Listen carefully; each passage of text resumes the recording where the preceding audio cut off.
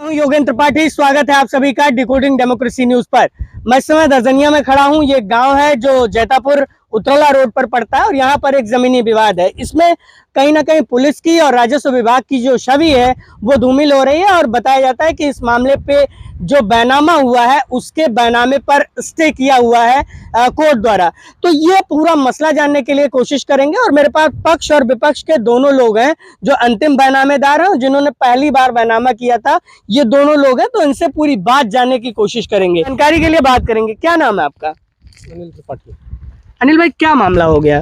मामला ये था, पुष्पा देवी के नाम से फर्स्ट बैनामा ये जमीन हुआ था। फर्स्ट बैनामा पुष्पा देवी के नाम से हुआ था। पुष्पा देवी 3.5 लाख में इनका सौदा हुआ था। इस 3.5 लाख के सौदे में 50,000 रुपये पार्टी ने इनको दिया। इन्होंने बैनामा करवा लिया।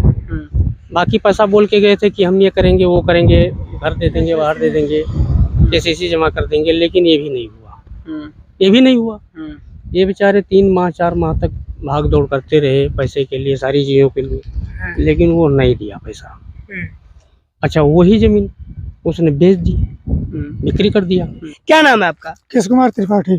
कृष्ण कुमार जी, क्या हो गया? आपका क्या मसला है? हम क्या जोखन का बैनामा कहीं का हम पुष्पा देवी बैनामा कहीं का 20,000 एक बाजी देने और का बोले 10,000 योजन के बाकी रहे उनके देने और 5,000 योजन के बाकी रहे उनके देने और का बोले भाई कहीं ना KCC जमा को हमारे पार्ट का छोड़ दे कितना KCC बकाया रहा? 2.5 लाख वो जमा नहीं की? हाँ, और पार्ट फुट भी हमारे धरे हैं, काबरे नहीं देंगे, दूसरा बनवाए ना। कितने साल का मामला है ये? कितने साल? ये सिर्फ हो जाता है 8,000 तक, 7-8 साल हो जाते हैं। हाँ। वो पैसा नहीं देना। हाँ, तो हम कब उनके तारीख चला था और बीचे में यहाँ कोर्ट में मुकदमा चला था साहब, तुलसीपुर चला था। अच्छा, SDM कोर्ट में है। हाँ, ठीक है। तो कब हमें ना मिला तो कब यहाँ जबरदस्ती वो करेंगे, कब खम्भों में गड़ाए हम उखाड़े जाते हैं जबरदस्ती कहीं यहाँ गड़ाई दे, कब मराई दे, या कल लेके हम अकल लेने लदा देंगे। हाँ, तो हम अपन फिर गेंद कब शुरू किया। हाँ, आपने शिकायत की है? किसके खिलाफ शिकायत की है? जोखन पुष्पा देवी से। पुष्पा देवी के खिलाफ? हाँ, हमारा उन्हें चला था तारीख और बीच में ये कूद पड़े हैं। के कूद पड़ा? नहीं, हुआ कहाँ है? राकेश। तो राकेश जी का क्या मसला है आपका? अब हमारा उनका कुछ नहीं है, कब हमारे जोखन के तारीख है, हमारे जोखन के चला था, यही चलेगा। हाँ, बस और कुछ नहीं। हाँ, अब बैनामा आपका बैनामा कैंसिलेशन के लिए आपने स्टे ले रखा है या?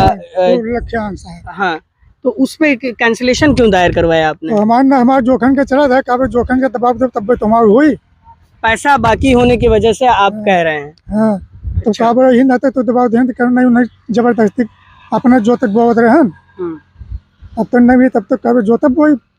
हाँ, तो भाई त्रिपाठी जी, आप क्यों कब्जा कर रहे हैं इनकी जमीन पे? अभी ये कह रहे हैं कि पूरा मामला हल नहीं हुआ और फिर आप कब्जा कर रहे हैं। सर, मैं कब्जा तो अभी से किया ही नहीं हूँ। मैं जब से जमीन लिया हूँ तब से जोत रहा हूँ।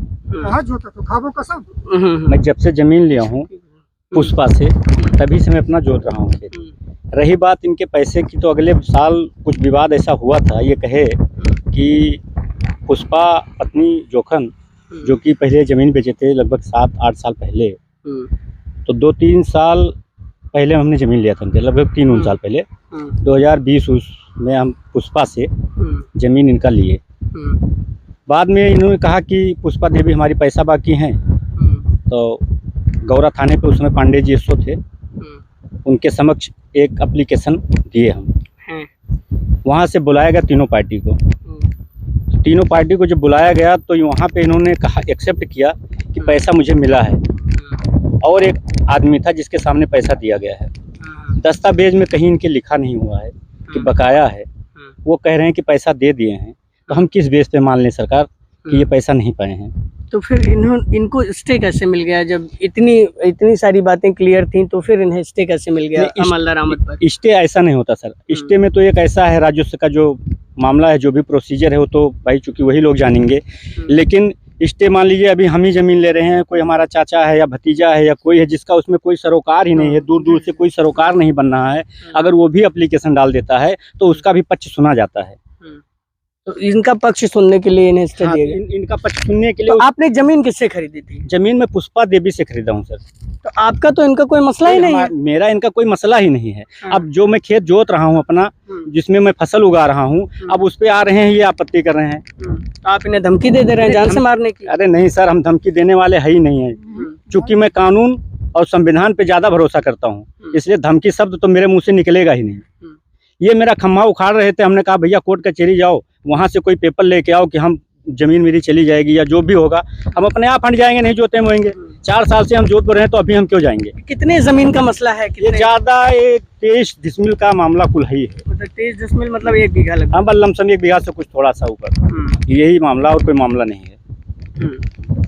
कितने की जमीन होगी यहाँ पे? क्या रेट जमीन चल रहा होगा? जमीन देखिए सर, ऐसा है कि पीछे जमीन जो चल रही है लगभग 2.5 लाख 3 लाख रुपए बिघा है, कोई 3.25 लाख रुपए दे रहा है, बस इससे ऊपर की कीमत नहीं जमीन। चलो फिर 3 लाख रुपए की पूंजी और इसमें 3 लोग लड़ रहे हैं। 3 लोग लड़ रहे हैं, आप सहित।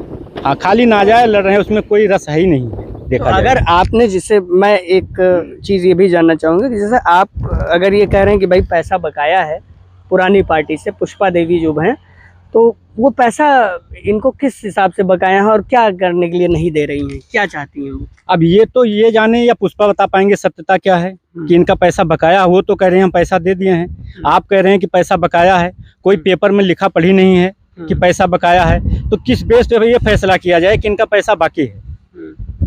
भाई इसके लिए कोई पेपर होना चाहिए, तभी तो आदमी को पता चलेगा कि इनका पैसा बाकी है या नहीं बाकी है। रही बात अगर इनका पैसा बाकी है तो ये अदालत में जाएं, उनके खिलाफ केस करें, वे मेरा पैसा बाकी, कोई साक्ष्य केस तो इन्होंने कर रखा है, वो शिकायत दर्ज करवाया, पैसे- मुकदमा दर्ज करवा वो रहे तो हैं। पैसे का मुकदमा है ही नहीं है सर, वो तो एक आपत्ति लगा दिया गया है वहाँ पे, पैसे का मुकदमा नहीं है। इन्होंने उसमें ये नहीं दर्शाया है उसमें कि मेरा पैसा बाकी है कि क्या नहीं है, लेकिन उसमें कोई साक्ष्य भी इनको पेश करना चाहिए। अब ये जब साक्ष्य पेश करेंगे माननीय तहसीलदार महोदय के पास या माननीय नायब तहसीलदार महोदय के पास, तो इनका पक्ष सुना जाएगा। जो फैसला होगा, न्यायालय जो फैसला करेगी उसे हम मान्य करेंगे। तो ये पूरा मसला है और ये दोनों पक्ष की बात रही। अब इसमें पूरी जो कवायद है उसमें पुलिस और राजस्व विभाग का एक बहुत बड़ा रोल है। राजस्व विभाग को अपना काम करना चाहिए और इसको जो चीज़ें हैं इसमें उसको क्लियर करते हुए इनकी ज़मीन का अगर इन्हें कब्ज़ा मिल रहा है तो इन्हें दिलवाना चाहिए, जिसका पहले से कब्ज़ा है उसे कब्ज़ा दिलवाना चाहिए। लेकिन अभी ये मामला लगातार लड़ाई में है और लगातार दोनों पक्ष यानी कि तीनों पक्ष, अगर पुष्पा देवी को भी ले लिया जाए, राकेश त्रिपाठी को भी ले लिया जाए, तो पुष्पा देवी, कृष्ण कुमार और राकेश त्रिपाठी यानी कि सरिता देवी, ये तीनों लोग कहीं ना कहीं परेशान हो रहे हैं और सवालों के घेरे में पूरी कार्रवाई है। तो ये पूरा मामला है। आप देख रहे थे डिकोडिंग डेमोक्रेसी न्यूज़, मैं हूं आपके साथ योगेंद्र त्रिपाठी।